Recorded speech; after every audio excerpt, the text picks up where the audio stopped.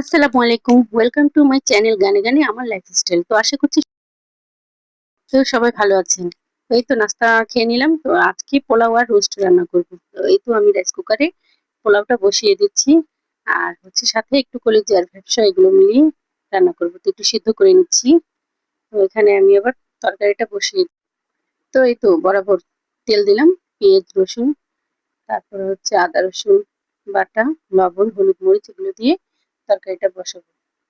সাথে একটু জিরা গুঁড়া ধনিয়া গুঁড়া দিয়ে দিলাম। তো এই তো মশলা টশলা দিয়ে একটু পানি দিয়ে কষিয়ে ভালোভাবে একটু কষিয়ে নিব। তো এখানেই তো সেদ্ধ করা কলিজাগুলো দিয়ে দিলাম। তো সাথে একটা ছোট আলু কেটে নিয়েছিলাম। এই তো আমার পোলাও রান্নাটা শেষ। তো পোলাওটা সুন্দর হয়েছে, সাথে আমি লাস্টে একটু ঘি ছিটিয়ে দিলাম। তো একটু এই তো আমি কেটে রাখা আলুগুলো দিয়ে দিলাম, দিয়ে ভালোভাবে মাংসটাকে কষিয়ে নিলাম। নিয়ে নেওয়ার পর আমরা বিকেলে চলে গেলাম একটু ঘোরাঘুরিতে। ভাইয়ের বউ এসেছে, ওকে নিয়ে একটু গেলাম।